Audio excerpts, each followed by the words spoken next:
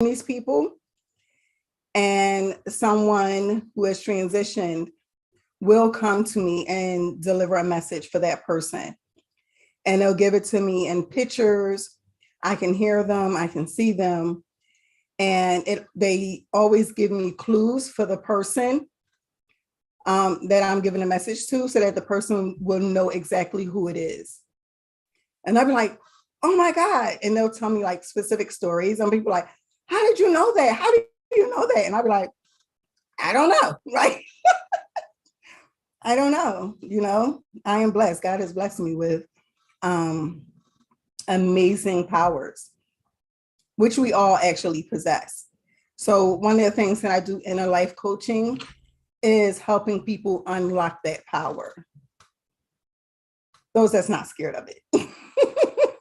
I know, because that sounds so scary. I know when I was, I'm going to age myself here, in my teens, I had this experience where I was sleeping and I was having this dream and I just couldn't figure out this dream. It was like a nightmare, right?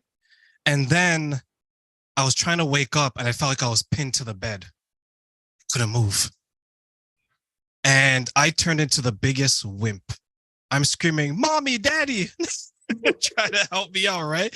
Because I felt like something was just pushing me down, because I felt this sensation, this entity like gliding over me, right? And it just seemed like time was stopped. Like it seemed like it was forever. So when you say that you see dead people, it reminds me of that movie, Sixth Sense, right? Where it's like, I see dead people, but I've actually experienced something that's kind of terrifying. So how did you get started in all of this? And then you realize that, hey, I can help people, I can heal people because I have this type of power in my hands. Well, I've always known that I had powerful hands. People would tell me just from me hugging them, rubbing their back, giving my man a massage. And they're like, oh my God, this just feels so good. Just my touch alone sends energy through people's bodies that will tell every cell in your body to just chill, right? Just relax. And I've experienced a lot of trauma in my life, but I do not let the fact that I was child molested, the fact that I was very sickly as a child. I have had multiple surgeries because of my lungs. I had a mom who was on drugs. I had a father who was barely present. We were homeless. I was shot before. I've been raped before. I've been hungry. So I've experienced a lot of stuff. And I was just like, why? Like, why? I went through teenage pregnancy and all that stuff. And it was just like, why am I experiencing this? But now I know why. Because everything I went through made me who I am today. I'm not saying that I had to go through that stuff, because everything is choice, right? Whether it's my choice or someone else's choice, everything was choice. And with those choices, it developed an amazing, powerful, magnificent woman that you see before you. And I'm grateful for every experience, because now I have the experience and the tools to help other people. And with those tools, me healing myself emotionally, mentally, spiritually, just sitting with self. And while I was sitting with self, all the revelations came to me. All the revelations came to me.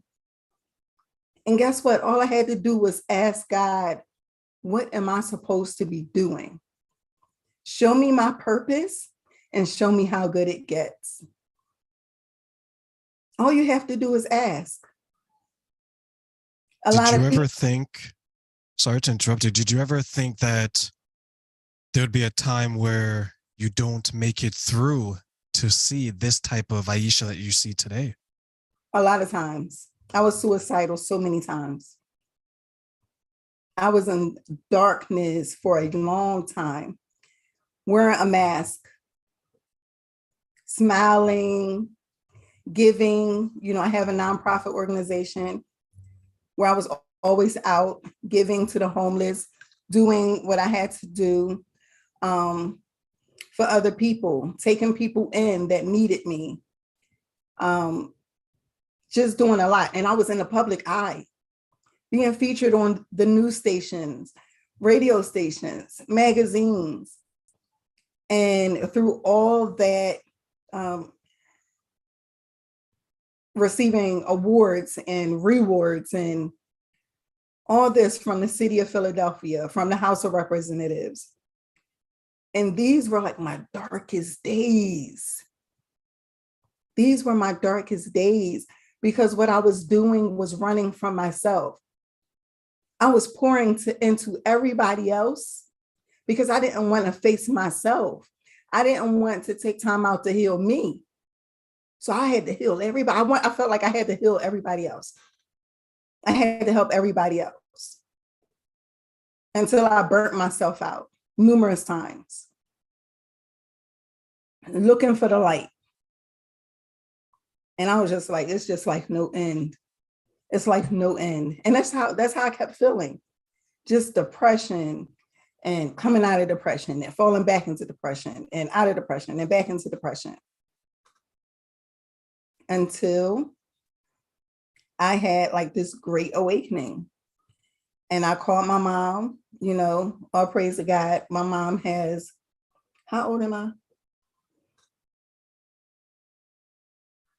I'm in my 40s, right? That's how you know she doesn't want to show her age, everyone. When she won't even give a specific number, she'll just say she's in her 40s. So you called your mother, who's somewhere a little bit older than you, and I called my mother, who has been clean for, I'm telling y'all my age. I'm 43. I'm about to be 44. And my mom got clean when I was 10. And she's been clean ever since, and has become this amazing woman, and I called her one day and I said, Mom, it's time for me to tell our story. God came to me and said, it's time to tell my story. It's time to help other people. And the fact that I was suppressing it so much is what kept me in the dark. I was suppressing it. I went to therapy, but I didn't feel comfortable opening all the way up. That ego was still like, they might have seen me on the news. They might have seen me in the newspaper. You know what I mean?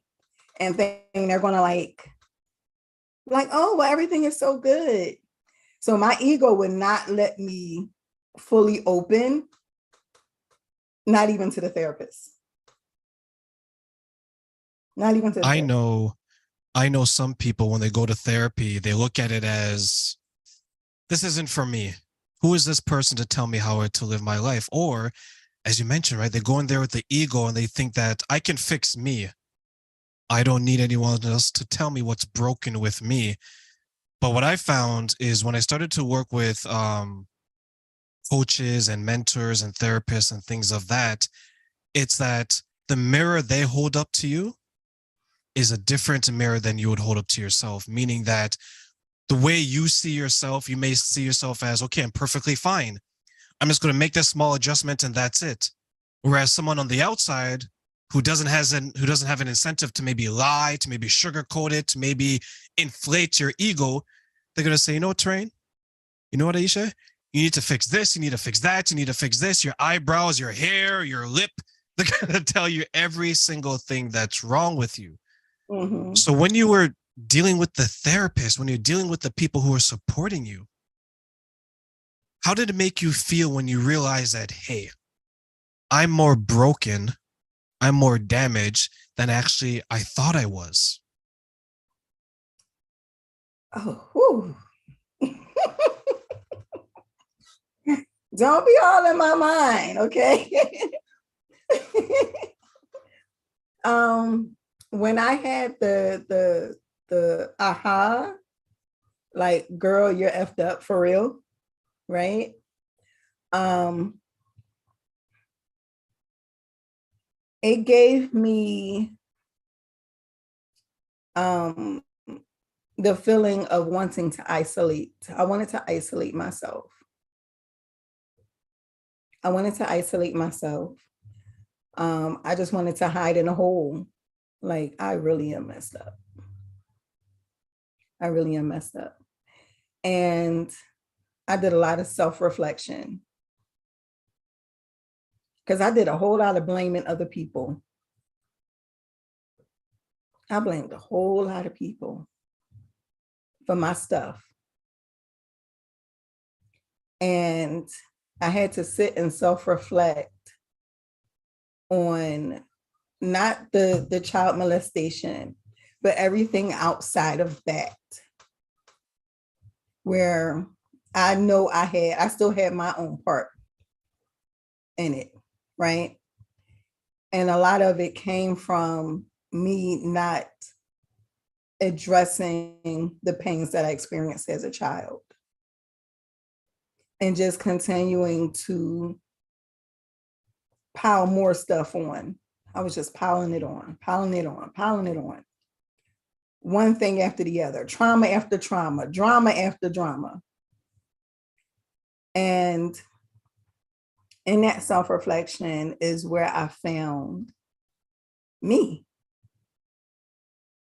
where I found the strength to take off the mask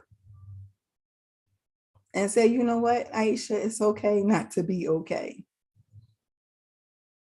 It's okay not to be okay. And whoever can't accept you're not okay don't even deserve to be in your presence. I didn't love myself. I realized I didn't love myself. Being in abusive relationships, toxic friendships. I didn't love myself because I was allowing these things to happen to me. And all that goes back into the trauma. All that goes back to inner child healing. A lot of our stuff comes from childhood, down to the people you choose to be in a relationship with, the friends that you choose to associate yourself with. So I found myself in my darkness where I realized that I was jacked up. Okay. I can't even say messed up because I was up. Okay. It's beyond the messed up. Right. I experienced a lot. When I got shot, I was 5 months pregnant. I was 5 months pregnant, caught in a crossfire outside my house, while my 3-year-old watched from the doorway, his mother being shot. That's a mess. That is something definitely that no child would want to see any parent go through, because there's always going to be that moment where they're like, Mom, if you step outside again, are you going to get shot? And this time, will you be able to come back? Because you're doing a beautiful thing where you're taking that trauma and not only are you using, and I love your analogy, your hands, which are powerful, you're using your hands to heal yourself as well as using it to heal others. And as you're doing that, do you feel that each time you're healing someone else, that you're healing a different part of yourself? Definitely. Definitely. Every client that I come across, I always self-reflect after each session. I self-reflect. I'm like, okay, what message am I supposed to get from this client? You know, I'll pick up on different, I don't know, it might be somebody that's watching the live. I'm sorry. But somebody's been having issues with their right knee. Someone's been having an issue with their right knee. And the message for you is to just move forward. Your knee is bothering you because you are afraid to move forward. You're afraid to take the next step forward. Just do it and you'll find relief in that knee. All right, now back to me. I'm sorry. I'm sorry. What was the question? I'm sorry. What were we talking about? Yeah, each time that you're healing someone, do you find that you're healing another part of yourself as you're doing that? Oh, yes. Yeah. That's how I got into that, because I just had a vision of someone's knee. When I'm doing a body scan, like I can literally just place my hands over your body and do a body scan. And you can, I can tell where there's discomfort, or I can visually close my eyes and do a body scan, right? I'm getting lower back for you. And to just, we'll talk about that.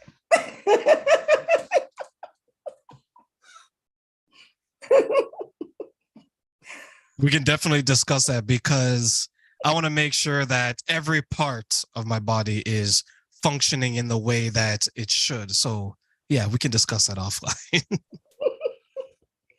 Yeah, I'm going to tell you what it's attached to also, because our emotions attack our body. You know, our body tells us what's going on psychologically and emotionally and spiritually. Our body will tell us.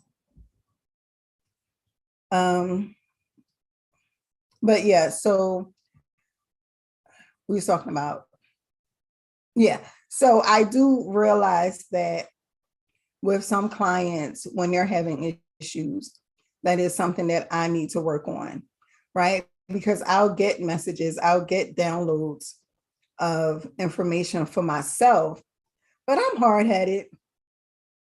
I'm stubborn, you know, and then God will swoop right in and be like, Ayisha, and he'll send me a client with the same stuff,